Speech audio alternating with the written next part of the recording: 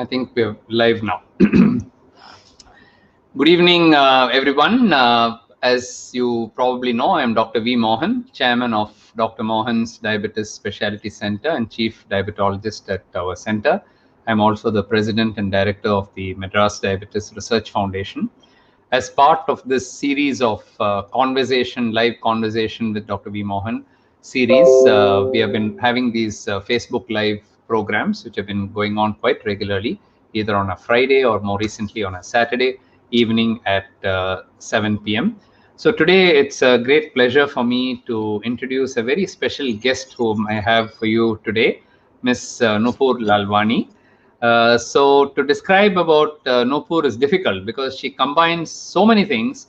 She wears so many hats, but I think her official designation, I can say that she's a founder and director of the Blue Circle Foundation. And she'll tell you what Blue Circle Foundation. For those of you who don't know, the Blue Circle represents diabetes. This is something which the International Diabetes Federation came up with some time ago, just like you have the red ribbon for who may be watching, who may have type 1 diabetes or other forms of diabetes.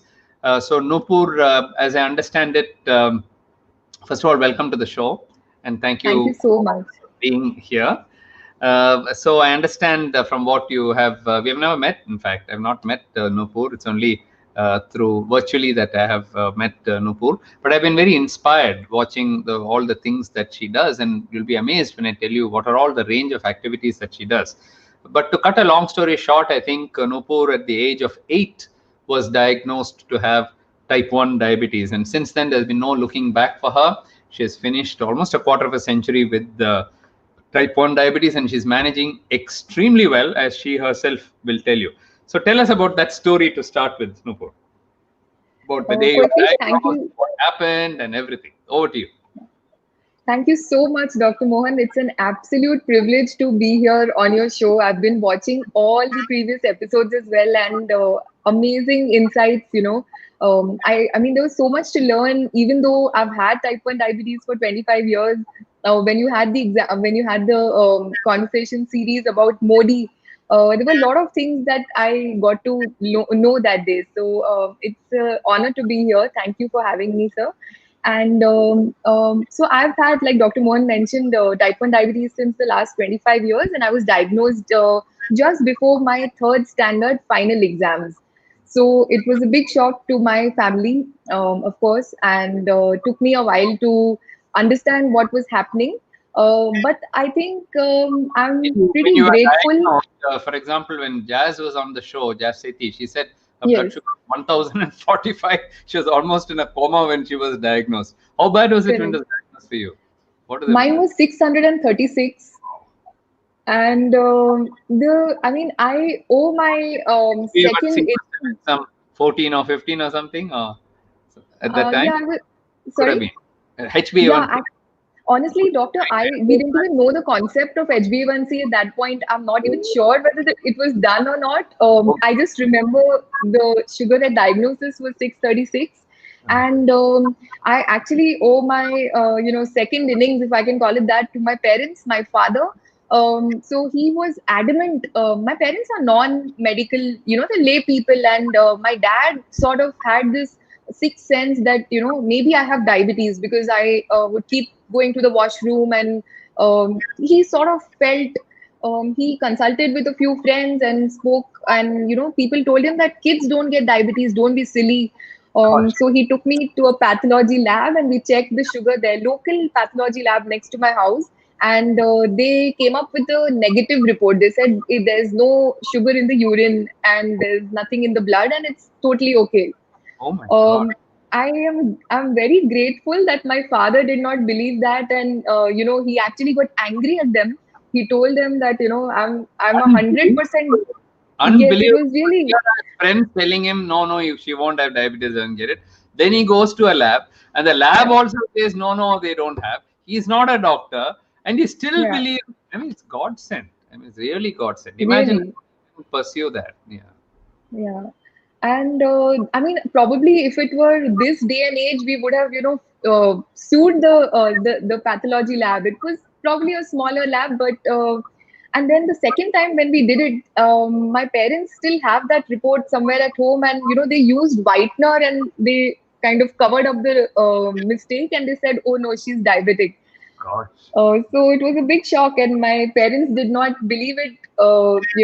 They weren't sure what to do, so we went to a second and a third pathology lab, and that's when we were convinced that something is wrong, and we realized that I've got type 1 diabetes. So No, it was a shocker. Just to, so that we don't miss this very, very important point that you raised. This shows the importance of confirming and reconfirming. Sometimes when I tell patients, you brought this report, but I would like to confirm it. They, with all WhatsApp, fake news and all these WhatsApp things, doctors are made out to be the worst criminals in this world, So the moment we say that, they think to make money, we are doing it. We'll say it's not your money. 400 rupees for me is nothing to do a test again for you and so on. I can live without that. The point is that I'm making a lifelong diagnosis for you, and it's for you that I'm doing it. I want to make sure that it's absolutely right, especially if I have doubts. I remember when you mentioned this, there was a patient of mine with type 1 diabetes who was running a lab himself. And there in his own lab, it had come normal or something. And then another lab had given some high value. But then he, believed his own lab. And so, but he still said, let me take another third opinion. And so he came to my lab. And at that time, his son didn't have much of symptoms. But when I checked it, it was extremely high. And the HbA1c is also high. And in his lab, the previous day, HbA1c doesn't change for 3 months. In his lab, the report was 6.3. When I did it, it was 12. In fact, when I asked him to repeat it, he told me, why are you repeating it? 6.3. I'm telling you it's 6.3. I said, well, if it's 6.3, it's good. But then that means he doesn't have diabetes probably. So I just want to check it. It's your child. And I want to make sure for the next, when I'm like a judge sitting there giving a diagnosis, like a life sentence or death sentence I'm giving, I want to make sure of all the evidence that I have. It's for your child's sake. And then when it came as 12 point something, he got the shock of his life. Then he said, you mean to say my lab is wrong? I said, I don't want to say anything about your lab. I'm telling you it is 12%. Now, the rest of it, you do what you want, So sometimes these things you have to, and really admire father for, taking that forward. So continue. Yeah. So then we got admitted at the SL Raja Hospital in Mumbai. And for me, honestly, it made no difference, not much difference, I would say. I was only stressed about the fact that my parents were, I could see them, they were upset, they were confused, they were, my younger sister was at the time around a year and a half old, so they were dealing with taking care of an infant, all of that. And I couldn't understand why I had to be in the hospital, and nobody was telling me anything. And I kept asking them, and the first night went by, and the second day, my parents, they came to explain to me what has happened. And they said, what, you've got something called type 1 diabetes and you have to take injections. So I said, okay, that's fine. And then my mother said, no, you don't understand, you have to take injections forever. I said, that's fine. So they were surprised with my reaction. And it is the first time in my life that I saw both my parents, sobbing and crying. And even though they did not want to break down in front of me, and they didn't, they thought I wasn't looking. But that part, was hard for me. I mean, to see my parents go through something that was so upsetting. It didn't matter to me that I had to take injections. I was never scared of injections, luckily, as a child as well. So that was fine, but I felt kind of guilty, that because of me, my parents are in distress. Remember that conversation you were having with Ashok Alexander, just listening to that about feeling guilty. He was talking about overprotection that should not be there. You should let children. So I mentioned this in a couple of my other, Facebook Live interviews, other people with type 1 diabetes. Parental support is very important. Of course, I mean, when you hear that your child is having it, any parent will break down. When you have to be told lifelong, you take insulin, I'll break down. Even if I've had, even if I'm a diabetologist, and if my child or grandchild had it, I mean, it's heartbreaking at that particular point till you get into. So we call it as a cycle. First is denial. We say, no, this can't be mine. This is wrong report. exactly, like the lab and wrong report. Then second report comes, it's correct. Oh, it's correct. Then shock, is it really Yes. true? And then, blaming everybody else. Is it because it took sweet last week that I got this, or is it something else? Parents feel, is it because of us? Some genes in our body gave it to our poor girl. So that will start blame game. All this will start. Then Correct. only the acceptance comes, after that. True. Then only after that, now next, what is to be done for that? Acceptance and then think. So by the time you go through all that, some people move within 1 week, 1 week, 1 week, 1 week, third week, fourth week, they are normal, Yeah. but some can take 2 years there, 2 years there, and at the end of 5 years, 6 years, they're still not accepting, they're still in denial, they're the people who don't do well. Unfortunately, we have to move on with whatever it is. We have to move on in life, and okay, now we've got this, what next now? That's the resilience that we talk about. Once you have that resilience, then it becomes easy. And the reason I'm saying it just now as you're talking, there may be somebody hearing now or to this recorded version later on, which comes, as you know, now it's on YouTube as well as in Facebook, it's going on. So somebody who's listening will say, oh, we also went through the same thing, then they're able to connect better. Then you must have been, you said you were in third standard at that time. So at that time, the next few years in school and so on, how difficult was it? It was smooth sailing for me. It was stressful for my parents. So my parents would take turns to come to school and give my shot or be around and see, just simply check in once in a while that I was okay. And during exams, I remember, doctor, I would feel very embarrassed, and it is a very silly reason. And I still laugh about it with my parents. My father would come with the tiffin box, and then my principal would come in the middle of the exam when 100 children are writing. She would call my name, and it was done with utmost love and care for me, and I truly appreciate that. But as a child, in my mind, I felt sort of singled out, and then they would say, go out and have your snacks. So, so many years ago, also, my school was extremely supportive and wonderful. It's so nice to hear that. The other day, who was talking, and Nish Amarnath was talking, the author she's also type 1 patient. She now lives in New York. And she was saying that they treated her, they didn't allow her anything in the school. They didn't give her any support. And she felt really lousy all days. And only when she left school, she felt she was normal. So different schools react in different ways. And so, and also it depends on the prior experience, whether the school has had such children and so on. So, your principal has been so nice during an examination. Somebody, they'll say, no, we don't allow all this. This is all not allowed, and so on, thinking that you'll copy going out or something. They'll another way, So these are all the challenges. And of course, see, you said you had a smooth sailing. Not all have a smooth sailing, because you can have a bully in the class. You can have somebody who's always taunting you, making you feel an abnormal person. You have to inject this all the time. Imagine if somebody's telling you this every day, then it becomes difficult even to go to school. If I go there, they're going to tell me about my insulin. They're going to tell me about this. I can't face them. I can't think. So children stop going to school and so on. So it all depends on, see, we are victims of circumstances. And so if we have this, we are very lucky if we have understanding parents, a school, friends, this, that, then we are extremely lucky. Otherwise, that can be the worst torture, not the disease itself, but the stigma associated with it.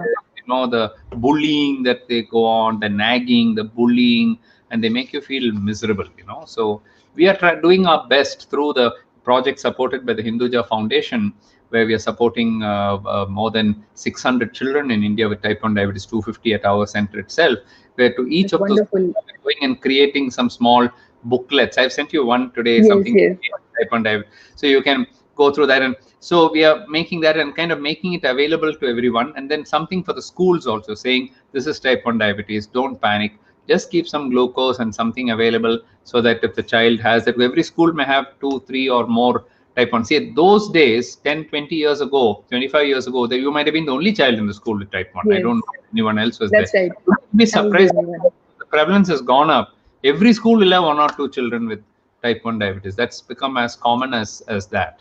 So the awareness also is much more. Much more, very true. So what about your school activity? Because I know you're a big athlete and all that. So did it start in school itself, the running and the come to that? But then you're in school itself, it must have been a sports person. Doctor, honestly, in school, I mean, I would take part in sports. I was on my school throwball team, and I used to take part in, the 100, 200 meters, shot put, all of those things. But I was not, didn't have a major interest in sports in school. I was pretty academically oriented. I would be pretty much always in the top five in my class, even before T1, even after T1. So that kind of continued. Yeah. Surprisingly, the sports angle came in after school. Oh, okay. Yeah. It's another amazing thing. So then, if we fast forward, this you said you did your master's in English literature. When did that happen? So I come from a family where my parents truly believe that studies should not end. You should Yeah. keep studying. So I started working after graduation at 21. But my parents were very firm about the fact that you need to study. Just doing your graduation is absolutely not acceptable. So then I went on to do an MBA. I went on to do a master's in literature. And I did my master's in literature purely because I was passionate about the subject, and it's something that I always wanted to do.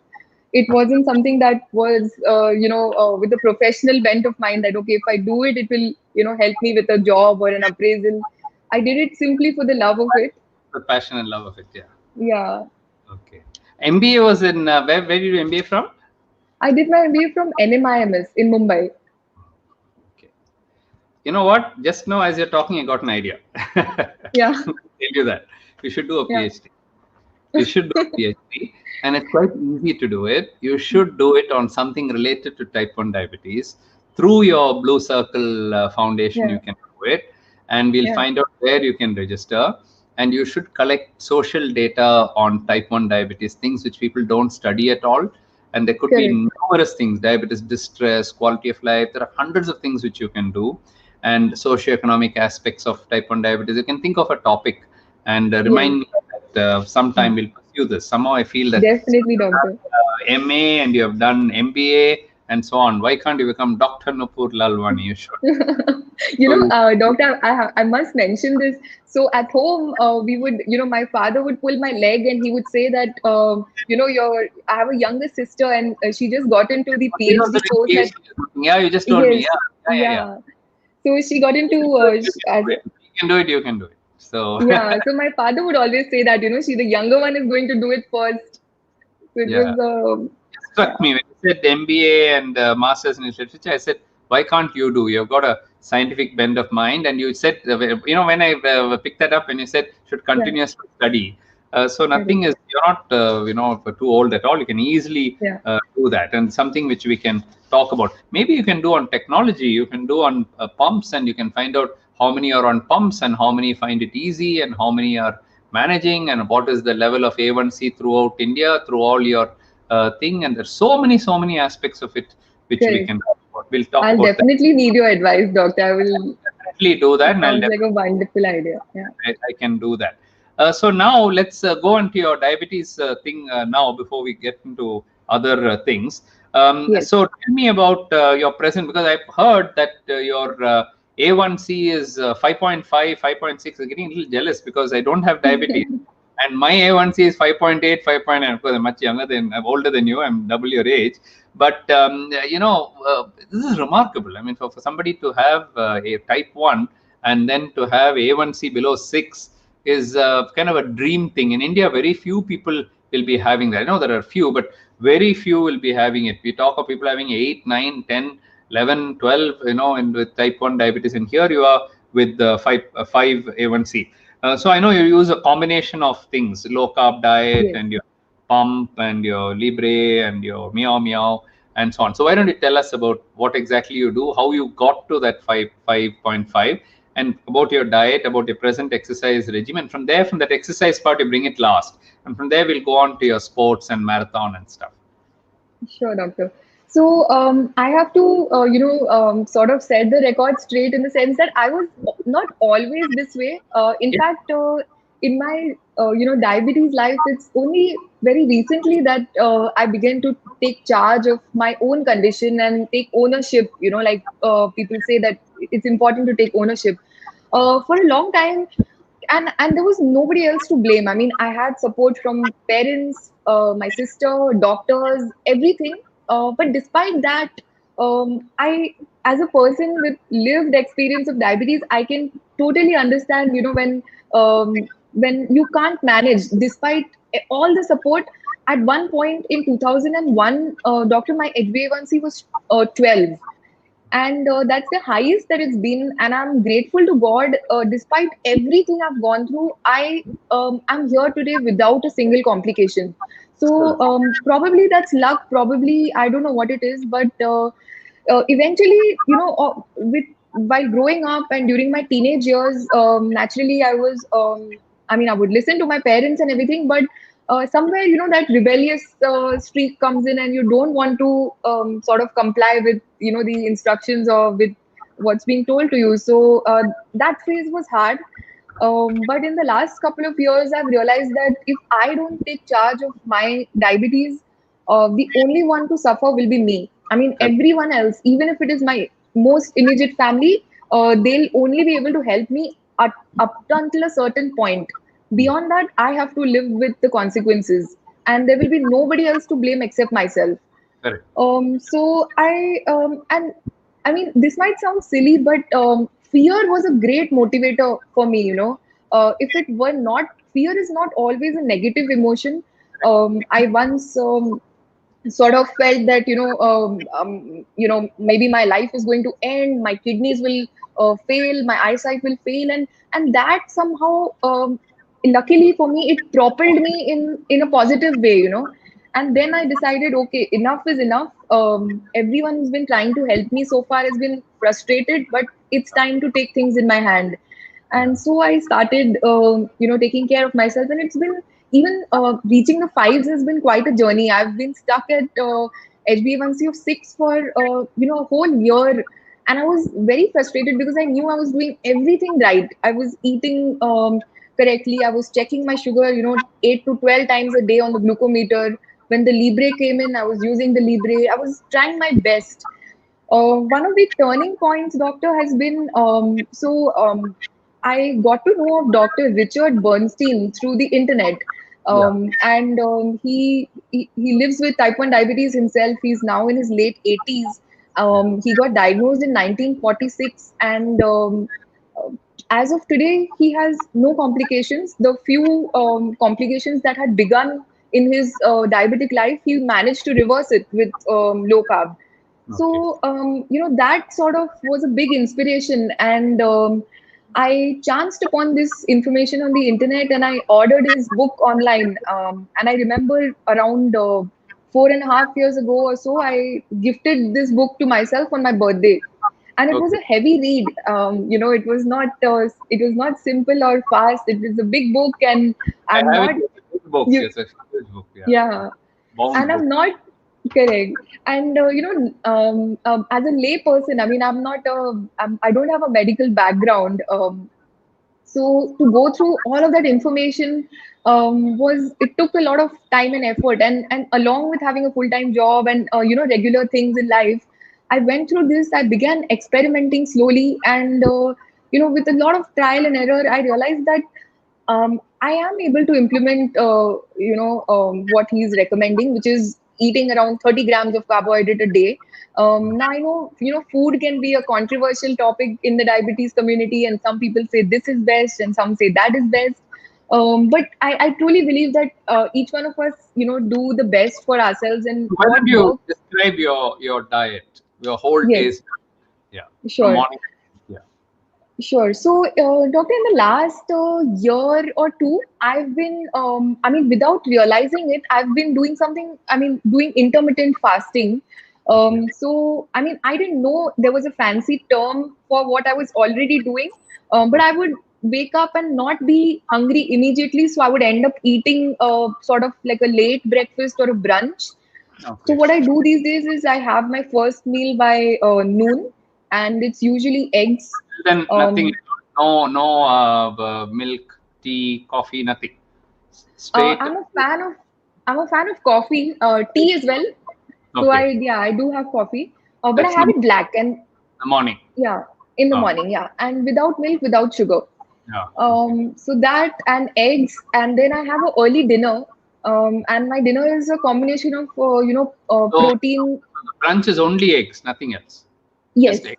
Okay. yeah. So either I will have No the eggs and vegetables, no fruit, nothing else. no, I don't have much of fruit, but sometimes I have vegetable as an omelette. So in the omelette, I'll put some bell peppers or onions, or like I keep the variety going. So sometimes it's cheese, sometimes it's sausages. Yeah. Keeps changing.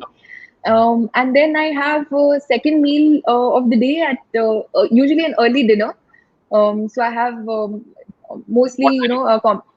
so I 6 o'clock. usually eat yeah, between 6 to 8. I mean, I know that's a pretty wide window, but considering all other things, I try and finish by 8:30 latest.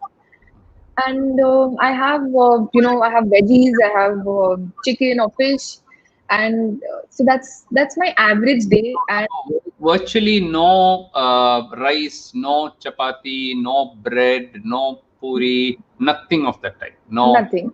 tea, no dosa, no rice of any type. Zero. Yes, Zero. zero, zero. And Okay. at first it was difficult. I mean, for to convince myself also was difficult. And I'm the kind of person, I'm a bit of a skeptic.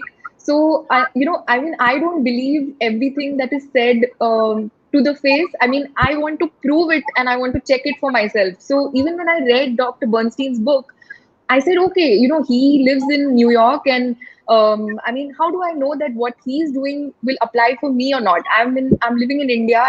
We have different food pattern. We have different everything. So I tried it out, and I saw drastic result, drastic difference. I mean, of course, along with the change in food, I also had to reduce my dose. So I take an average. My total daily dose is roughly 15 to 18 units. Total. The whole thing, yeah, Okay. total, including bolus and basal. And I know that's probably much lower than average, Yeah. That's but what that's carbs, no yeah, carbs at all. Yeah. correct. Okay. Okay. And I use the since the last 4 years, 4.5 years, I've been using the Medtronic pump along with the Libre Pro, and I use a device called the Meow Meow, Okay. which is basically a Bluetooth device that converts the Libre Pro into a real-time CGM. So I can see my sugars on my phone directly without having to manually, kind of scan it each time. Okay. Okay. So while I would definitely Anytime you want, you can just know what is. yes. Yeah. Okay. And the best part is that thanks to technology, even though I might not be living with my parents, they get notified of my blood sugars immediately. So even for them, it's a big relief that they know I'm fine. Okay. Every day they get their readings on their phone. Yes, yes, yes. So the way we've done it, doctor, is that with the Meow Meow, I don't need to manually scan like a flash glucose monitor. So I connect two apps. The Meow Meow has an app of itself. It's called Yeah. the Tomato app. Uh, So I connect that with the Blue Circle Diabetes app. It's an app that we created in house, okay. and all our beta testers have been people with type 1 diabetes. Okay. Yes. So we all tested it thoroughly, and by connecting these two apps, we can add a follower, multiple followers actually. So I've added my family, my parents, my sister, and each time I get a hypo or a hyper, I also get a WhatsApp message from my parents, that I can see your blood sugar. Are you okay? Yeah. Okay. Wonderful. So Okay. yeah, and I mean, I wish this would have been there when I was in school, but I know that there are a lot of kids What do you in the think? There's no current mobile scenario. phone nowadays. There's not even a mobile phone. On WhatsApp and Bluetooth and all that is all new only. Very There's no Libre those days. Only 5 years ago, Libre came. Because correct. pumps were there, but then there were all the old model pumps and so on. So they're Yeah. not Bluetooth enabled and so on. So yeah. So, oh, that's amazing. That story was very amazing. So you have typed the whole thing together. The only, the only doubt I had about your carb intake is we normally say that about, 80 grams, 100 grams of carbs is necessary to prevent ketosis. Otherwise, ketosis, the fat will break down and then you'll be having Right. Right. ketosis all the time. So somebody with Correct. T1T going to that extent and having ketosis, that proneness to diabetic ketoacidosis, we at least that's what we feel or we've been taught that it can happen. But that doesn't happen for you at all? No ketones at all? So, doctor, my the number of times my blood sugar goes over 200. I mean, I can't remember the last time, at least in the last more than a month, my sugar hasn't crossed 200, and I know that for a fact because my Libre and Meow Meow is continuously giving me the readings. Yeah. So, and also, doctor, I mean, like, I know the doctors know this, but sometimes what happens is, as a patient, we might get confused between nutritional ketosis and diabetic ketoacidosis. So, and both can actually join with each other. Personally, if you're not having diabetes, a little nutritional ketosis is okay. But when you're having the tendency to ketosis already through diabetes, when you have this sort of added on, it can get, because I know one of my type 1 diabetes, doctors who used to work with me, she had type 1 diabetes and she tried this keto diet and developed ketoacidosis. And she had been in the hospital. With, doctor, I mean, there are so many unknown things. Like recently, I also learned that euglycemic decay is also a thing. Like, you know, so even while having SGLT2 group of drugs, if you take, you get it. And that's why in type 1 diabetic, we are very scared to use it because they can get into ketosis. So, yeah. So initially, doctor, I was in nutritional ketosis. I would check once in a while, you know, on the strips as well as on the blood. Lose a lot of weight? Yes. So I was. I mean, I've always been fit. I've been running long distances since maybe around 15 years easily. But I was always also very chubby. You know, despite the exercise, I was kind of I wouldn't say obese, but definitely overweight. And in a period of a year, doctor, so I checked. I mean, I was fortunate enough to be able to check my body fat percentage through a DEXA scan before starting. And I mean, I didn't do it purposely. I just happened to check. But then once I did low carb after a year, initially my body fat percentage was 37%. That eventually, as of today, is somewhere around 22-24%. So over a period of 4 years, I've reduced my body fat percentage. My lean mass has gone up. So I know that it's not that I'm just losing weight, but I'm also getting stronger. So I sort of, as it like from a lay person's perspective, I know that more or less I'm doing okay. Like I'll have to admit, not only from a lay person point of view, from a pure scientist who does DEXAs and thing on a scientific basis and publishes, it's absolutely right.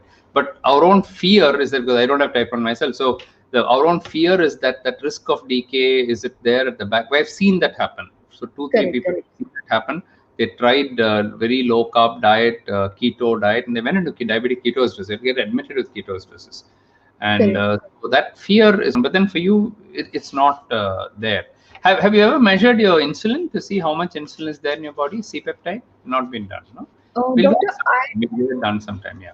Yes, actually, doctor, when I was diagnosed, I don't know if it was there or we didn't do it. So at that point we did not. Those days may not have been done. But I did it in 2016 or 17, and it was, if I remember correctly, it was 0.1, which very very low. As in type 1. Anyway, after 25 years, we don't expect much of C-peptide. I may be wrong on the exact number, but I'll find out and tell you. I have the report. 0.1 sounds normal. At some point, you can send me those results also. I'll create a file for you and keep your records here in Chennai. And then sometime when you come, we'll see you. Okay. Now let's get on to your sports and marathon. I'm waiting to hear about that. So you said some last 10-15 years you've been running, and you told me sometime back that your father also used to run, and so you're inspired by that and you started running. And then you went on, and there's no stopping you after that. Marathon and ultra marathon, 100-kilometer Oxfam trail walker, mixed martial arts, MMA, name it. And then you really gone full hog on that. So tell us about that, and I'll show some of the pictures that you sent me as well. Yes. So my father has been a long distance runner since he was young, and he would just go out of the house, walk, run 30 kilometers and come back. And my grandmother would be absolutely shocked. What is this crazy behavior? Yeah. So I think I have my dad to blame for that. Those genes come from there. Or to thank for that. Yeah. Okay. Yes, or to thank. Yeah. And so, Doctor, in Mumbai, the Mumbai Marathon is a huge event that happens every year, sometime in Jan. And when it started around 12, 13 years ago, I was a child, and my father enrolled for the full marathon, which is 42 kilometers. So it was like a family picnic for us because all of us took part. My mother, my sister, and me. We did the dream run. That was the shortest 6, 7 kilometers. Dad went for the full marathon, and since then it's been on my mind that if my dad can do it, obviously I can do it. Why not? So eventually, I worked towards that goal and started running and did a half marathon first, which is 21 kilometers. Then I thought I'll push my luck and try to do a 42. My parents were obviously worried because type 1 diabetes, fear of hypo, plus just the general exhaustion of pushing your body so hard. And a lot of people told me, why do you want to do it? I mean, just enjoy it. But this was my way of enjoying, So, and I wanted to maybe somehow, somewhere in my mind, I wanted to prove a point that why not? Like, if you take care of your blood sugars and your body, you can push it to any extent. Absolutely, absolutely. Yeah, yeah. So I'll ask Sundar if you're there, you can show the pictures. Yeah.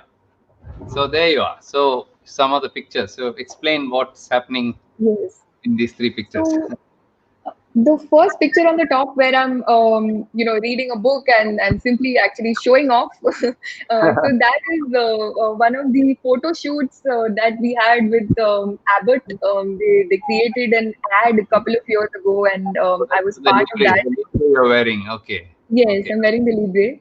Okay. So a couple of other T1 friends were part of this as well. Yeah. So this is from there. And the one below with the Indian flag, I was very, very proud and very happy to represent India as a Medtronic global hero. So Medtronic used to run a program called, they stopped now, but it used to be called the Global Hero Program. And around 20 to 25 people from around the world would be selected.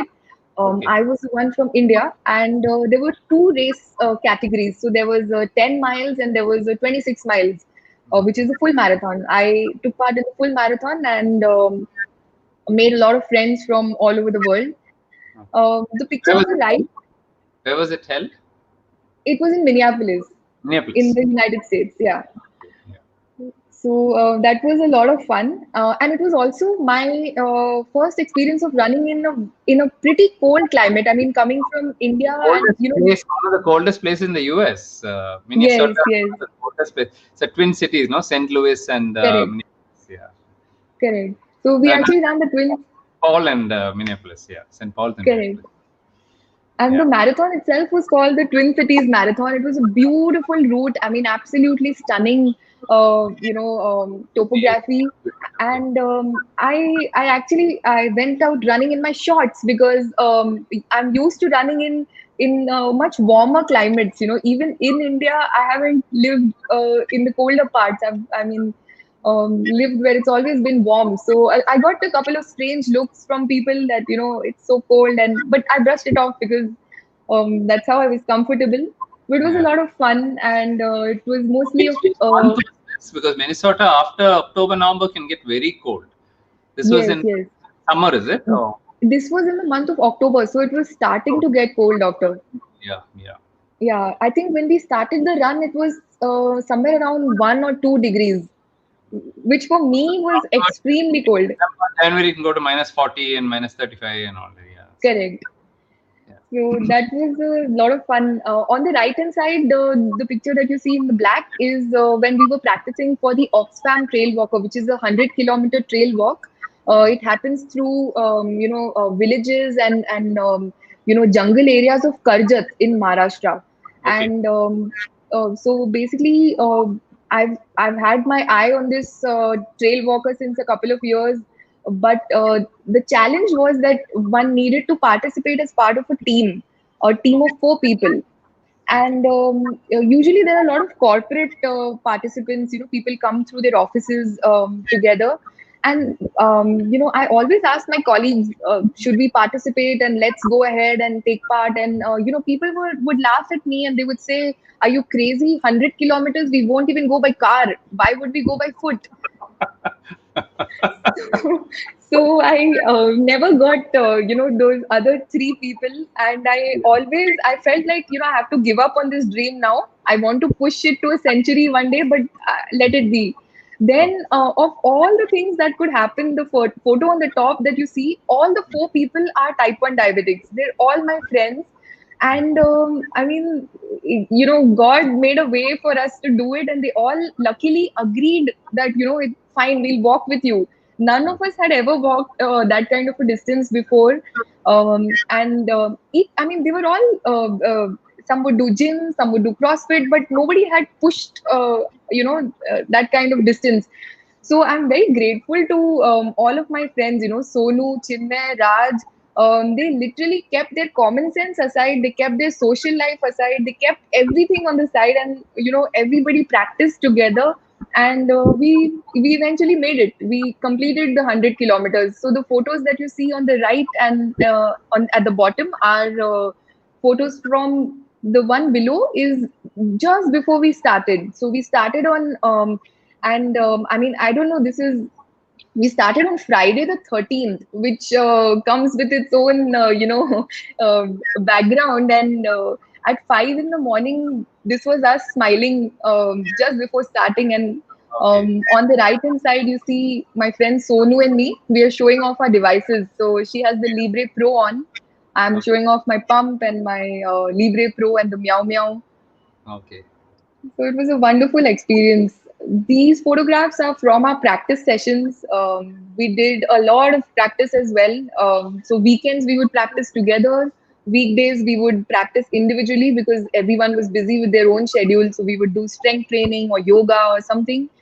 Weekends we would, I mean, every Sunday, come what may, whether it would rain or shine or be hot, we would walk. We started with like 15, 20 kilometers. We built it up to 30, 40. We even pushed one day up to 50 kilometers during the practice. So literally lot of sweat 100 and kilometers over 2 days, is it? Or yes, doctor, 2 days? So 50, 50. 48 hours. Okay. Yes, yes. And so how long it takes you for 50 kilometers to walk? 50, so actually 50 took us the whole day. Like we retired for the night at 50. Hmm. And we were kind of stressed because people were even retiring for the night after 60 kilometers. So we felt that maybe we should push ourselves and all. But You can decide 40 or 50 or yes, 60. Yeah, okay. So you yes. took it at a So half point. Yeah. correct. So every 10 kilometers there was a checkpoint, and we had a whole crew team. So we had, in fact, one of our T1 friends, Rohan, he was part of our crew as well. Then there was another T1 boy, Madhur. His father and his friend came in. My parents, my sister. So we had a nice, hearty crew, and it was very essential because we're walking 100 kilometers, and they need to be there as a backup for us, in case we need anything. Yeah. We had our backpacks, so we were completely prepared, doctor. We had glucagon with us. We had everything from glucometer to Libre Pro to insulin, Frio pouch. I mean, we started making checklists 6 months prior to the event, Okay. and there was no way that we could have sort of Yeah. had a mistake or made an error. And that's the write-up you had, is it, in the Y- Mumbai Age Yes, about the event that yes, you did? doctor. Is there one more, So. Sundar? This is regarding your write-up again. Yeah. Yes. So we also got a bit of media coverage because what we were doing, nobody had done before. We were the first team in the country to have been a type 1 diabetic team to walk 100 kilometers. In Okay. fact, even the organizers of the event were pretty worried actually. I mean, they were very supportive, extremely supportive, but they were also scared because they realized that, this could escalate if it becomes a medical emergency. But we had done a lot of practice together. We knew how our individual bodies react. We also knew, like, I knew that if one of my friends goes low, okay, he's going to act in this way. So we were prepared, like if I go low, the three of them will help me. If they go low, we'll help them. Okay.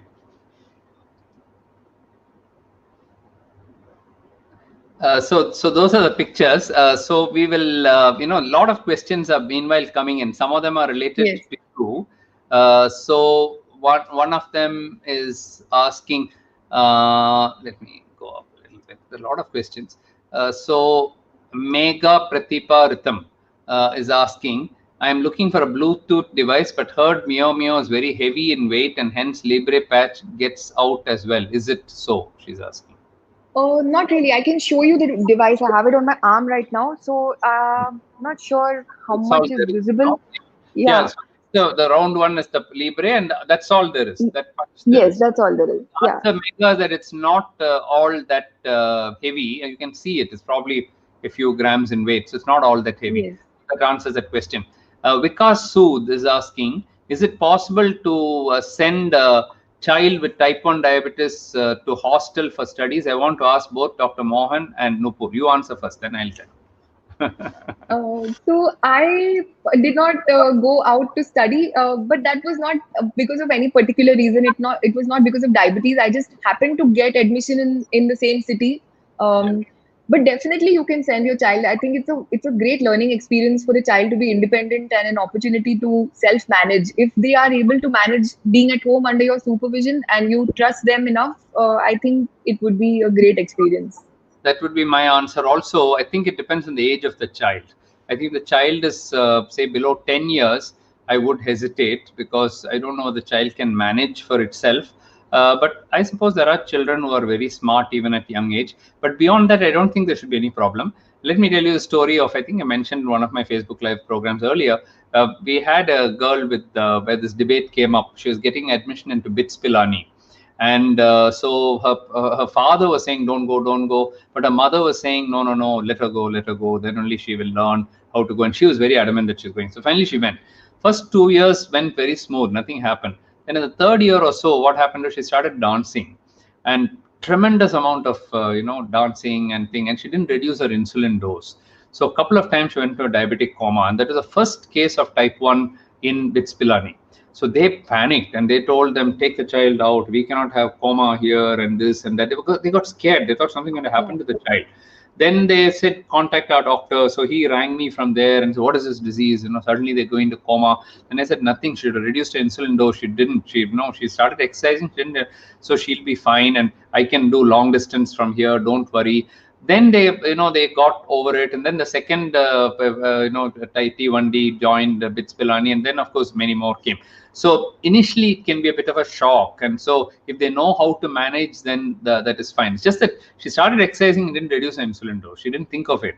I'm doing so much more, so I should be cutting down. And those are the pre-Libre days and pre this thing.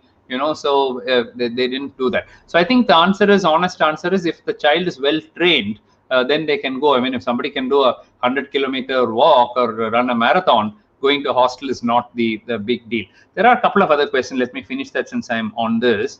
My C peptide is 1.3. Is it okay? Sashi Gopika.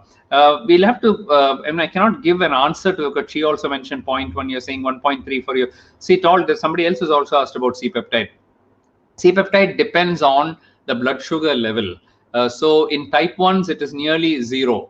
But in type 2s, 1.3 is not very low, but it can be 2, it can be 2.5, 3, 3.5, depending on the stage. So if you can send me your reports and your blood sugars, your duration of diabetes, your age, all that matters. So we will look into that. So Dr. Chandrakanta is asking, she's a diabetologist who works for us in our Hyderabad branch. She's asking, how do you manage hypos and dehydration while running? The reason she's asking is, Chandrakanta herself is a runner. She herself is doing some half marathons and so on. She's not type 1 though, but she's just running. So she's asking, how do you manage hypos and dehydration while running? First of all, it's always so amazing to meet another runner. There's some kind of camaraderie that's there. So that's really exciting. Hypos, I make sure to titrate my doses accordingly. So I know that if I sprint, I'll need more insulin, not less. So sometimes, depending on the type of, even depending on the type of running, if I'm making a dash for the finish line, my blood sugars might spike.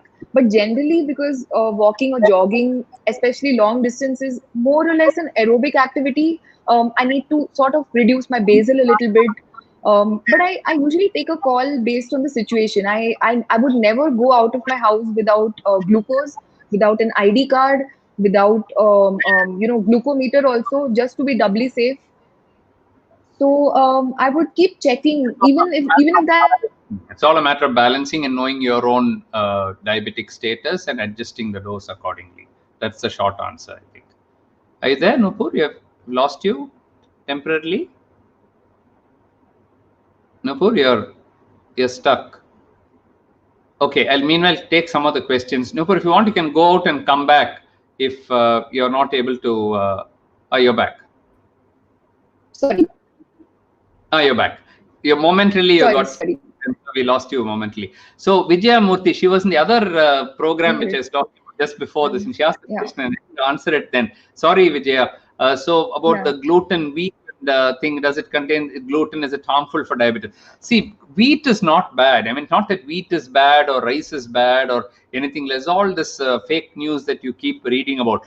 But if you are gluten sensitive, and if you have a condition where you cannot, celiac disease, if you have where you cannot take any gluten, then if you take wheat, you'll have diarrhea and you will not be able to tolerate, and you just have to avoid wheat. But you cannot say that every patient with diabetes cannot eat wheat, because in North India, what do they eat? They eat only wheat, and every person with diabetes has been eating wheat. So it all depends. Wheat, like rice, contains carbohydrate. So recently we published showing that excess rice consumption is related to type 2 diabetes, and that was a study which we did, the pure study. So if you take too much of carbohydrate, it's not good. So cutting down on carbohydrate is good. I know there are more questions about carbohydrate based on what Nupur just said. I'll come to that. So Mega Pratibharam Ritham is asking, can you elaborate in flu shot and pneumococcal vaccination for type 1s considering COVID time? Not only for type 1 Mega, but for everyone. All people with type 1, type 2 diabetes, even people without diabetes also, older age group, any frail person, any other illness you have, or even anyone, for that matter, can take a flu shot and pneumococcal vaccination. If you take pneumococcal vaccination, you're protected throughout life from pneumonia. If you're then reach 65 years, you may need one more shot, but otherwise you're protected throughout life. The flu shot is to be taken annually. And if you take it, remember, flu is also a coronavirus. What we are calling as COVID is a novel coronavirus. SARS, MERS, everything is coronavirus, about 7 types of coronavirus. So maybe you may get some protection if you take flu shot, but at least won't get influenza at least. So at least if you get cold, cough, fever, it's not influenza. So it's worth taking it. So once, one in one arm, one in the other arm, you can take it on the same day. There's no side effects. You can take that.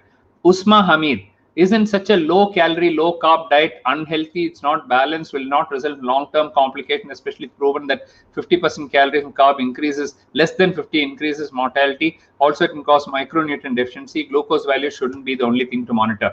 Usma, partly you are right, but as I said, it's so much individualized. For example, she is managing, she's doing well, she's type 1, she's not having hypos, she's not having ketosis, she's not having anything. So her body has adjusted to that. But I agree with you, to have a balanced meal, a little bit of carbs, a lot of protein, and healthy fats. If you have all the 3 components, it makes it a balanced diet. You're absolutely right. Otherwise, some micronutrient deficiencies can come. I am not one for keto diet 100%, because, of course, for an obese person, it can help you to lose weight. But I believe that the excess carbs that we are taking is also bad. We are taking 75% carbohydrate. That's the bane in our country. If you go to 0 carbs, that's also probably not good. Somewhere in between 20%, 30%, 40% carbohydrate, depending on your body needs and your weight and your sugar and other thing, is quite good. And there's no one answer for everyone. There's no one size fits all. So taking a little bit of carbs is good because it gives you energy, but then the protein is also very good,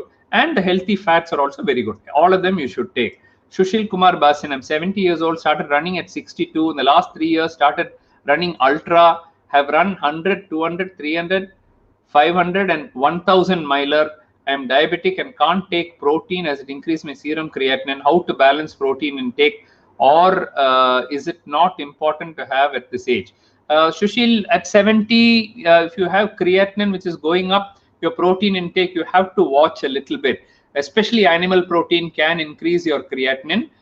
So some protein is good for you, but taking too much of it is not good. In fact, if your creatinine is already going up and you're 70 years old, I would go a little slow on this doing ultra events, because your body is already, age is there. Number two, your creatinine is already beginning to go up, which means that your kidney function is not good. At that stage, when you run, definitely dehydration occurs. So I would be a little careful. Whoever is your doctor, please check with them and then take it. A young person doing it is not the same as an old person. However, there's no hard and fast rule. If you're happy with it, you do that, but under doctor's advice. So Mega Pratham, we finished. Meow meow. Then is it possible to tell that's over?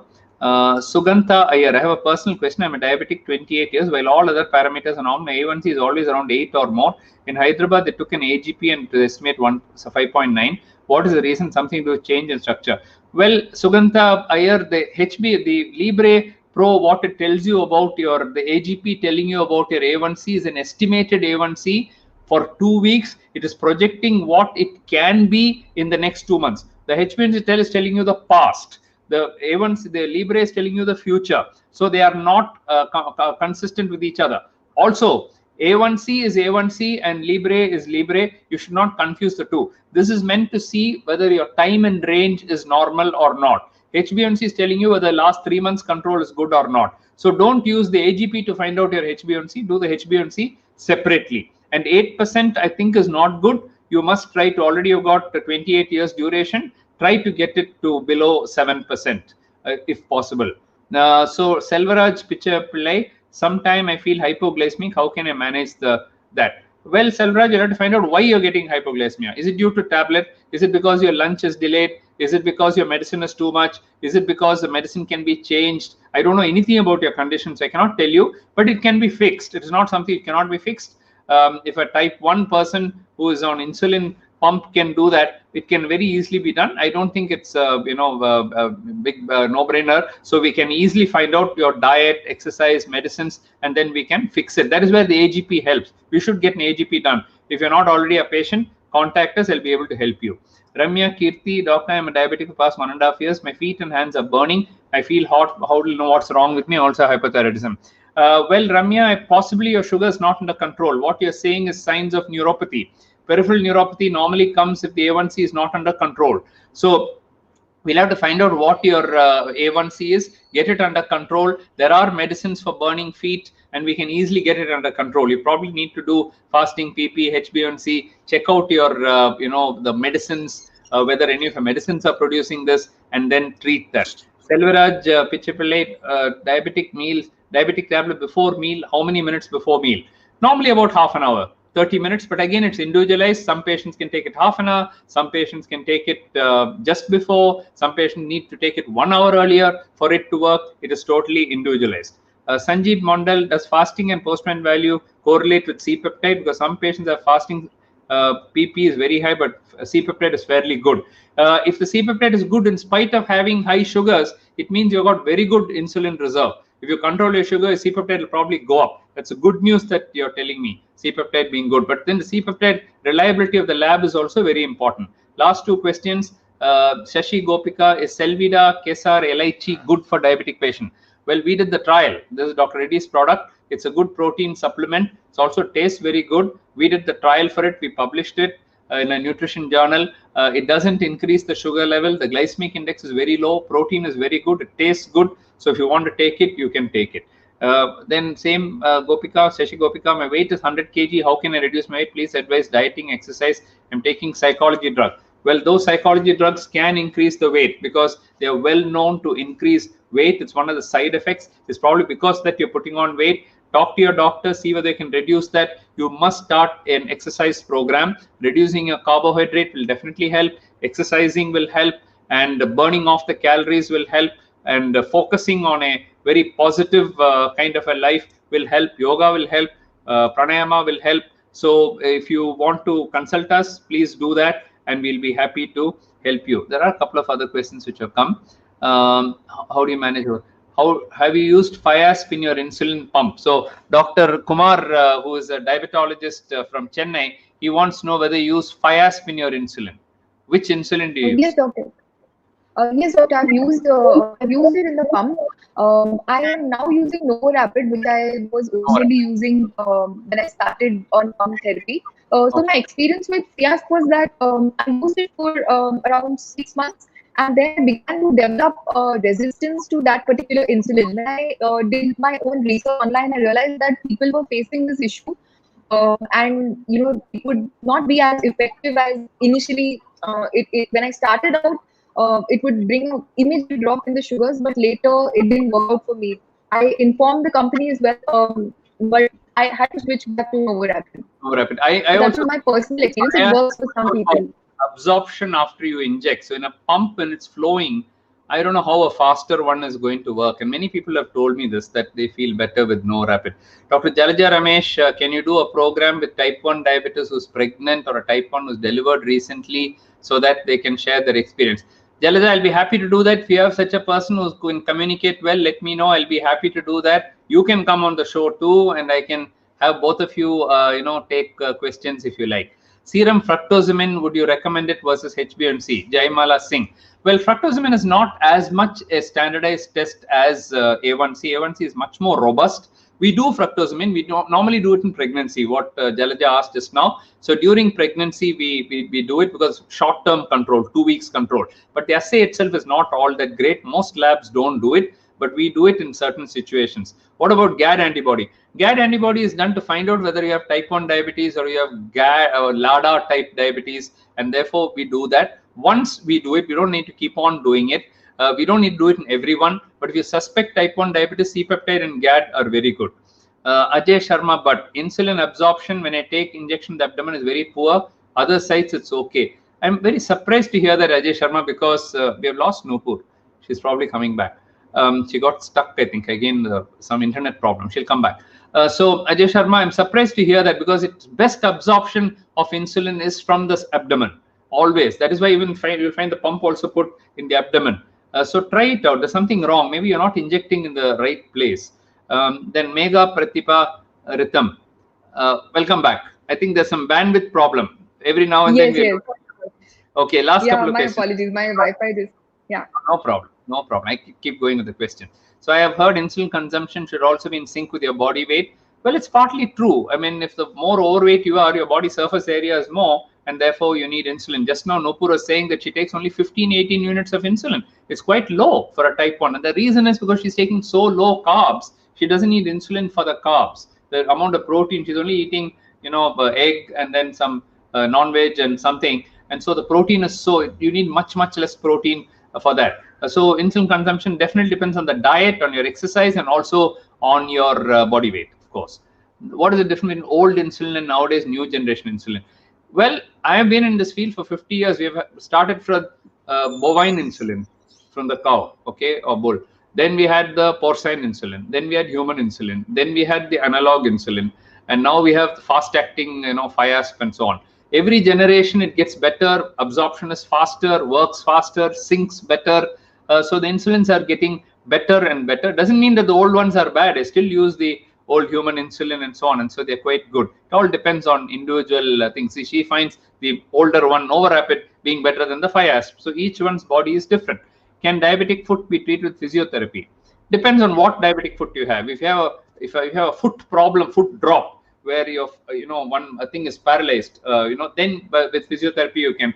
But with neuropathy, sensory neuropathy, you will probably need more than just physiotherapy and good control of sugar, of course. Type 1 diagnosed before 6 years. Is there some meaning to do C-peptide test? Now, well, you can always do C-peptide to see whether how much insulin is secreting. There are some type 1s whose C-peptide is persistent. Even after 20 years, 30 years, they're still having some C-peptide. There are some type 1s who within the first 1 month, all the C-peptide is gone. So it's always useful to know which category you're in. Ruchika Katuria, how safe are sweeteners like stevia or monk fruit? Well, stevia is a plant-based one, so there's no problem. All sweeteners are probably safe if you take it in the. There are 2 videos of mine on sweeteners which you can watch on YouTube where I explain this. There is no risk of cancer, and there's some 30 years ago with in mice, some few mice produced. It had bladder cancer. Never one human cancer has been reported, but that fear has gotten to people. Cancer, cancer, cancer. It doesn't happen, So, and the amount of sweetener you take is so small. But for children, below 12 years, pregnant women, and so on, you should not take artificial sweeteners. Otherwise, you can take. Venugopal, my wife's weight is 104 kilos. How can be reduced? Which exercise is good? Every exercise is good. If you burn off the calories, both diet and exercise are necessary. To lose weight, just exercise is not enough. Just diet is not enough. Both are needed, and it has to be regular. It has to be consistent. Carbs have to come down. There is no doubt if you have to lose weight, but it's achievable. And don't think that from 104, if you go to 50 only, it is good. 104 to 100 is good to start. Then 95 is good. Then 90 is good. So put small goals, 5 kg, 10 kg, rather than thinking of 55 kg, But then if all else fails, there are things like bariatric surgery also. Is this keto diet really good for longer period? My view on that is that it's not sustainable. Some people can continue it, but 90 to 95% of people after 3 months, they're just not able to continue it. And so they go back and then they put on their weight, and then again they'll try some other diet, and then they'll try intermittent fasting, then they'll try paleo diet, then they'll try some other diet, and they're always trying some diet or the other. They're never taking a normal diet, from one to the other, to the other, to the other, to the other, and all the time the sugar will be high, low, it'll be going like this. So if you're sticking to something, you stick to that. And I don't know if you take zero carbs for very long, whether you may develop some micronutrient deficiency, because carbs give you something, protein gives you something, fat gives you something. In school, we are taught that. So I think a little bit of everything is the best in my opinion. If time permits. Yeah, please. If I may just say one thing for Dr. Churiwal was asking. So I just want to clarify that I'm not doing the keto diet. I'm following Dr. Bernstein's protocol, which is low carb and high protein. So that's what I'm doing. I'm not doing high fat. Not really a keto diet. Okay. Yeah.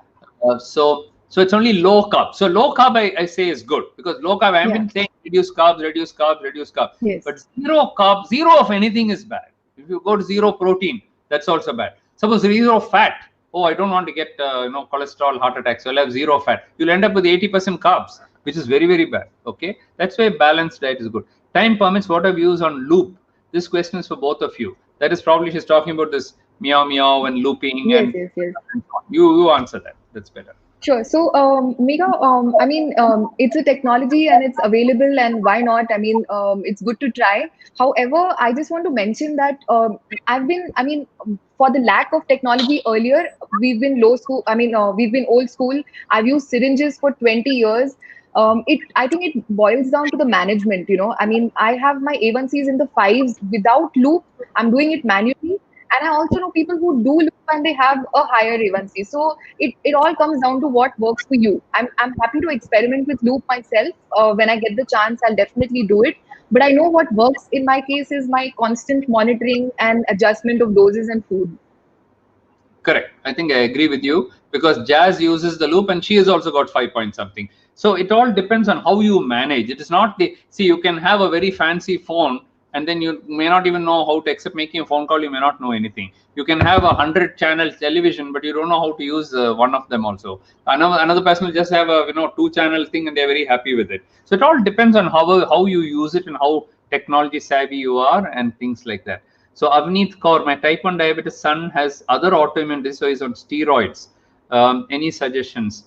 Unfortunately, see, that's a problem. The hypothyroidism comes along with, or hyperthyroidism can come, celiac disease can come, other autoimmune diseases can come with type 1 diabetes, psoriasis can come.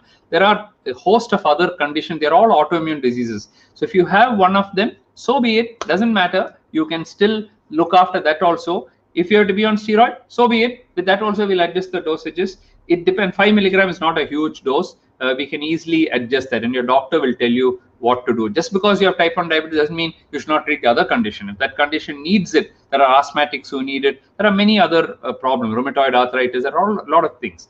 Pradeep Saxena, my son is 13 years old, type 1, last 3 years, A1C remains 7 to 7.5. How can you bring it below 7? Is yoga helpful? Yoga is helpful, pranayama is helpful, dieting is helpful, reducing carbs is helpful, exercise is helpful, monitoring sugars is very important, doing the Libre or one of the CGM is extremely important, adjusting the doses is very important. She said how she struggled for 1 year at 6 and then she brought it down to 5.5. It's not easy to do it. 7 to 7.5 is not terrible, but you can definitely work on it and bring it down. Kameshwari Venkata LED.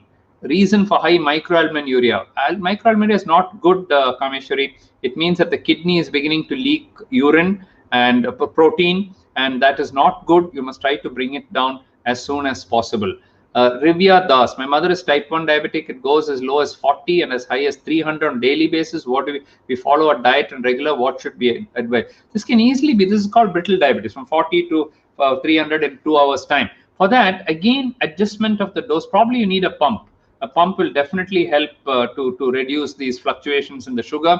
Time in range will improve. Hypos will go away. Seriously consider a pump. At the very least, at least a CGM or a Libre to see whether how much fluctuation is there, adjusting your carbs, adjusting your diet, adjusting your insulin doses, maybe adjusting the number of insulin shots and your diet. All that can definitely help to improve.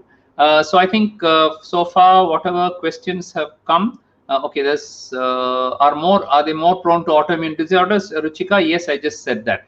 Arun Kumar, do you have published books about diabetes common people to read?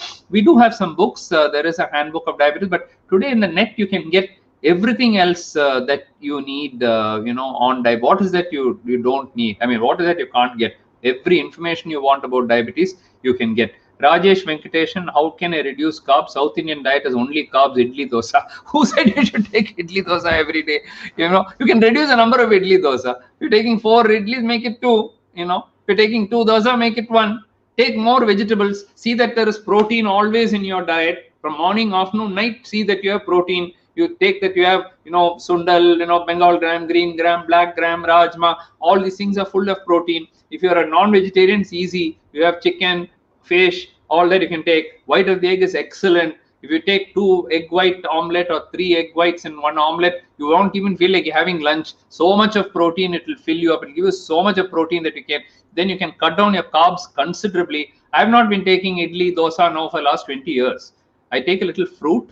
I don't have diabetes, incidentally. So I take a little bit of fruit. I have a glass of milk with some seeds in it, and I take 2 egg white omelette. That's my breakfast. Very heavy. It'll keep me going up to lunch. The carb is only that little fruit I have, and I'm taking because I have the antioxidants in it, and it's very, very healthy for me. So that's my pattern. I'm not telling you should do that. You find out what is suitable for you, and there's no one diet for everyone. Human beings, you can never satisfy with one diet or one exercise. It's your own pattern. So I've never run a marathon, okay? But my weight has been steady for the last 35 years. In fact, I've reduced now some little more weight. I've never been overweight in my life. I can't remember from the day I was born till today. I'm 66 today.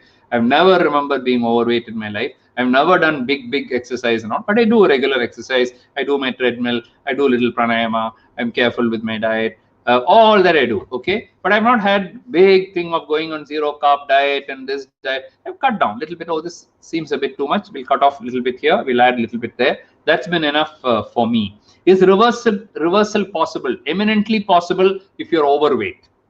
So if you're overweight, type 1 diabetes reversal is not possible, okay? Type 2 diabetes in the early stages, reversal is possible. In pre-diabetic stage, we have reversed. We published papers on that, showing that you can publish. By bariatric surgery, you can reverse. By going on low-calorie diet, you can reverse. By cutting down carbs, you can reverse in early stages. But if you're already gone 20 years, your C-peptide is gone, and now you try to reverse, it is not so easy to reverse. Everybody talks about reversal. If you go to the net, every fellow is telling you, eat this leaf, I'll reverse it. There are fellows who say, you come to my program 1 week, I'll reverse your diabetes. Come on. If it's so easy, then why are you even talking about diabetes? Everybody go and reverse it, and India will have no diabetes in in next 6 months. You can get in India rid of diabetes. India's diabetes is going up like this. It's climbing. After all the reversal of all the gimmicks we hear about, don't believe too much of reversal talk. It's difficult. I'm not even bothered about reversal. I want people to live up to 100 with healthy, long life, good quality of life, even outlive their non-diabetic counterparts. That's what I want. I'm not saying, oh, I reversed 500 people, so what do I reverse 500 people? I want all my 5 lakh people to live up to 100 years of age, despite having diabetes. And I've got proof for it. I've published again and again. I come out and say, here are my next 50 people who cross 90 years. Here are my next 100 people who are now 95 years old. Here are 2 people who cross 100 years of age. They're all doing well. That is a proof of the pudding. Ultimately, proof of the pudding is in that. Not how many you reversed and how many you're getting gold medal you got reversed. How do you know you won't get it back? You think it's gone forever. You put on 10 kg, it'll go back again. You start your carbs again, it'll go back again. So I don't want temporary answers. I want permanent solutions. Okay. So I think we have covered all the questions. I didn't want to disappoint the audience who are waiting for a long time. Doctor, sorry, I missed out on. I missed out on the second half of Dr. Chandrikanta's question about dehydration. So I make sure that I take enough of electrolytes, and even if that means taking salt, I will do it because I don't want my because of low sodium or low BP for me to fall down or anything. So that's what I do. Yeah. I want you to tell us something about your Blue Circle Diabetes Foundation. Yes. So, Blue Circle Diabetes Foundation is a registered non-profit organization, and it is started and run by people living with diabetes, people, with all types of diabetes, because, we want to be inclusive. I have friends with type 2, I have friends with type 1, and a lot of the things that we do help all types. Diet, exercise is useful for everyone. So, we're a support group, we're a non-profit. We run a diabetes and mental health helpline. So it's there on the Blue Circle Diabetes app. It's called the Buddy Project. And all of our buddies are trained people who are living with diabetes as well. So that is one of the things we do. And you can always check out our website. It's bluecircle.foundation. Take a look, follow us on social media as well. There's a lot of workshops we conduct, fun activities that we do. So we want to keep people engaged and involved. Wonderful. I must congratulate you on that, and you must write about this. I would like to invite you to write a blog for us, about yourself, about your own life and what all you have done, more of a human interest story, and second, about the Blue Circle Foundation. If you want to write more also, please send us and we'll be happy. We've got a huge following on our website as well as on our social media, our Facebook, Facebook. Now we have 105,000 followers in our hospital. So they will all be happy to hear you. So please do that. What are your ambitions? What are your future plans? What do you want to do? I want to be able to make ideas. Actually, doctor, I'm not very sure. And even when we started Blue Circle, I didn't have a very, definite plan, but I just knew I went along with the flow. And, it might sound like a bit of an anticlimax, but I went where life took me. And I think it's taken me to great places so far. So, I keep the faith and keep going.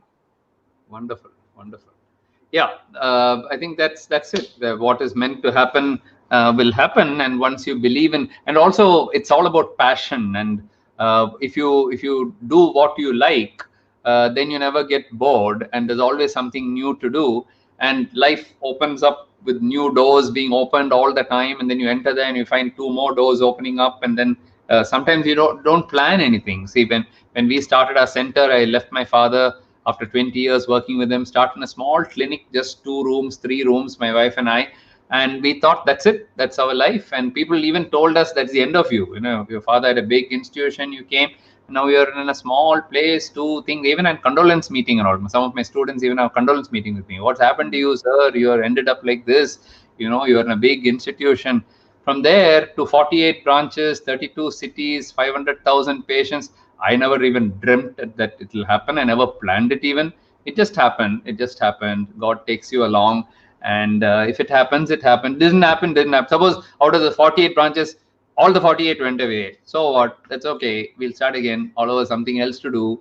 So that means something else is meant to be happen. Because at the end of 20 years, when my father is at my peak, I had really built that institution. My father brought it to real peak. And then, like, you left your job. One day, I just said, no, let's go. And we want to do something else. And so we left. And we had no plans, we had no money, we had nothing. And that's what my autobiography is all about. And I hope to publish it in February when that comes out.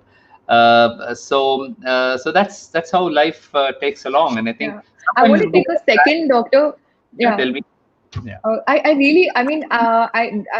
I really cannot thank you enough. I mean, I really greatly admire. Today we are talking, but even all these years before when I didn't personally know you, but I could, I would follow you on social media and other places. There's something to be said about the kind of personality that you are as well. There's a certain grit and a certain perseverance which I think is required to succeed for anybody. So even for all of my friends with diabetes, all of us, it's that grit that keeps us going, right? I mean, unless and until we persevere, we might have the best of technology and tools, but if we don't have the will to push and succeed, we won't really reach there. I was thinking about this last night, doctor, when we were coordinating for the interview that we'll be having with you soon as well. I mean, I was really truly mind blown, because even at like 11 o'clock at night, you are totally. I mean, you're on the game. You're just, I mean, there all the time, and it's hats off. I mean, there are people half your age who might not be able to cope up with the amount of things that you're doing. So it's really admirable, and it's a privilege to be here. Thank you so much. I think it's all God's grace. And as I just said, if you love what you're doing, why am I doing this now? I mean, is it to get famous and to get thing and nothing like that? I just enjoy it. See how many people, I never expected so many people with type 1. We think type 1 is a rare disease. And we don't even know to call it a disease, disorder, rare disorder. And here are people, how many people with type 1 on this one show, inspired by you, telling you, oh, she can run, she can do this, she's running a foundation, she's connecting with type 1, she's motivational speaker, she's able to write, she's able to talk, she's able to do everything. Her HbA1c is 5.5, she's using a pump, she's brought it down, no hypos, she's managing a diet, she's doing this, doing that. So subconsciously, we are telling people, yes, we can also do it. So I think that's what it's all about, inspiring people and telling them that, yes, it can be done. So when you see somebody, we look up to them. When I was very young, I used to, because I started with my father when I was 18. So when I was 20, I'll go with him to attend some conference, and I'll hear somebody, from Mumbai, Dr. R.D. Lele, Dr. K.G. Nair, all these great speakers come. Dr. N.K. Mani was then there, and then he came to Chennai. I used to hear all of them and say, one day I want to speak like them. I must also be able to talk like them. So then, then from childhood, you're inspired, seeing certain people. And so if that inspiration we pass on to somebody else, then all that we have done all our life is carried on by somebody else. The baton is passed on, and then we have inspired and touched the lives of others. I think that's what it's all about. That's what you're doing. That's what I'm trying to do. And that's why I wanted to get in touch with you and say, when you find people doing good work, why not we come together? Then the power, I'm not competing with you, you're not competing with me, but we come together. Imagine the power that we can do, how much more we can do to people. And there are a lot of people out there who don't have any support, anything. That's where foundation like the Hinduja Foundation are coming in and supporting those people. Otherwise they would have been, talking about 5.5. There are people who come down below 11% A1C, they'll be very happy. They're struggling to bring it. They were 15, now they come to 11. They're celebrating when they come to 9 and all. Is like big thing for them. So they won't even believe you if you say 5.5 and all, because they think by the time I come to 9, I'm getting hypos. See, somebody said 40 and 800 and 400 and so on. So that's how people are. But then we can always help them out. Couple of other questions have come. Probably we'll take them then. Fine. Can stress increase blood sugar level? Absolutely, Manoj Dubey. If you have both for type 1 as well, you can even produce diabetes, leave alone. And one classic example is COVID. Due to the fear of COVID, they get diabetes. Due to the steroid use, which is a stress, you get diabetes. And if you do pranayama and you reduce your stress, your sugar can come down like that. It can just come down. Okay. Dr. Tushar Chudiwal, best wishes, autobiography. Oh, thank you. A real Bharat Ratna, not quite Dr. Tushar. I appreciate that. Thank you. Waiting for the biography, Mega. Well, it's coming. I hope so. Thank you. Malini Saxena, son, 13 years old, is taking 2 eggs and 3 chapatis. Is it good for him? I can't say that it's good or bad for him. It depends on whether he's not diabetic. So yeah, the growing child, 13 years old, I don't think that's too much for him. He's growing, and that's a growth spurt. So, I mean, I can't say from this program whether that's good for him, bad for him. We'll have to see whether his weight spurt is okay. I don't know his weight. You're not told me. If he's putting on too much weight, maybe a little less carbs, more protein. The eggs are good. It gives good protein. It's good. Even if he's taking the yolk at 13, I don't think it matters at all. You should take it. I would say generally good. Keep the protein up and then let him do exercise. That's very important. You shouldn't put on weight. So you should do exercise. Ruchika Katuria, feels good to be a diabetic. Ah, great. Wonderful. That's nice. Feels good to be a diabetic. I wish you popularize that. You should tell people. People are actually hiding themselves. No, I shouldn't tell. Nobody should tell them. What is it? Is it a stigma? It is nothing. Did you get it because you did something wrong? No. You didn't do. Did you sin and get it? No. Is it a punishment? No. It's a condition which everybody has. Type 2 diabetes today is 25% of Chennai, Mumbai population has diabetes, and Delhi. At age 55, I was just talking to a group of senior citizens before this. At age 55, 60 in Chennai, Mumbai, Delhi, and so on, 50% have diabetes and 25% have pre-diabetes. So 75% of the population at that age, at 55, 60 years, have diabetes, pre-diabetes. Show me many families who are there, people are above 50, 60, show me how many don't have diabetes. It's very rare now. They become so common. So if 3 out of 4 are having diabetes, what's the big thing to hiding it? It's not a infectious disease or anything. There's no stigma, nothing attached to it. Take care of yourself. Take care of yourself. As I said, live a long and healthy life. Become a model and become a role model for others. And then show through your life that because of that, I made it big. Because that is what inspired me to do that. If I didn't have it, I may not have motivation. Because I had this, I want to prove that I can do that. And that is where you break barriers. All the glass ceiling is all broken. Now you set yourself free. Even the sky is not the limit. Even the sky is not the limit. What is sky? Sky is nothing. You can go much, much, much beyond that. People are going to Mars. They're going to moon. They're going everywhere. So why should we not why should we be held back by anything? Diabetes or anything? AIDS? Nothing. Nothing should hold you back. You have only one life, and that life runs by very, very fast. I still feel I'm in college. By the time I've gone gray hair and gone to wrong side of 65 now. So while you have it, do it. Whatever you want to do it. And today is the best day to do it. Nupur, there's a question for you. Rohan Arora, what is your time and range? So I aim for at least 70%. And I mean, of course, because I'm type 1. It must be 90%, I would say. Yes. So, Doctor, I'm also clubbing both the questions. The next one as well. Shirisha has asked, what is the highest and lowest sugar? So, I keep my time and range from 70 to 120 mgdl. Now, that might surprise a lot of people, but I have several days when I'm even 100% time and range. I have 0 hypo and 0 hyper, and I consider hyper over 120. So, of course, because I have a dysfunctional, because I have a dysfunctional pancreas. Range from 70 to 140 or 70 to 180 as it is, you are 100% in range. Yeah. Yes. 100% in range. Okay.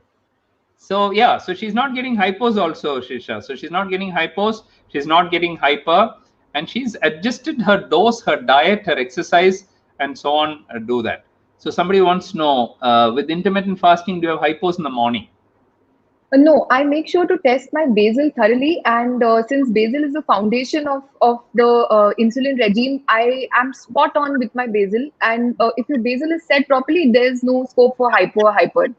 Yeah. I mean, of course, because I have type 1 diabetes, there'll be some days where I do naturally get hypo or hyper as well, but those are very rare. I don't always go into hypo in the morning. Always, 5% will go this way, that way, because even the food you take may not be digested in the same way every day. Number one. Number two, the flow of the insulin may not be 100% machine, and so may not be 100% the same. Sleep patterns can vary. If you don't sleep, your disturbance can come. We cannot guarantee that every day you'll sleep 100% perfect. So those things can vary.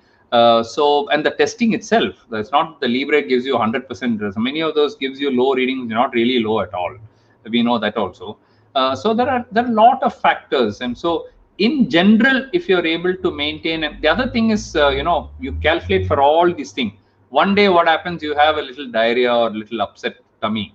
That time, if you forget to lower your basal dose, you had it. You will get your hypo immediately. So you must keep that in mind. Oh, I had diarrhea. Let me now cut my basal. Some people forget to do that. Then you will get a severe hypo and will knock you out. The more you are aware of it, and the more you're looking into all these factors, then you have a near normal life and a near normal sugar.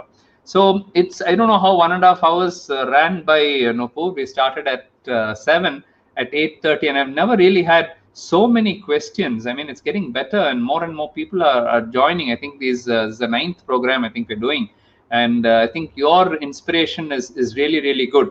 And this will now remain in both for viewers.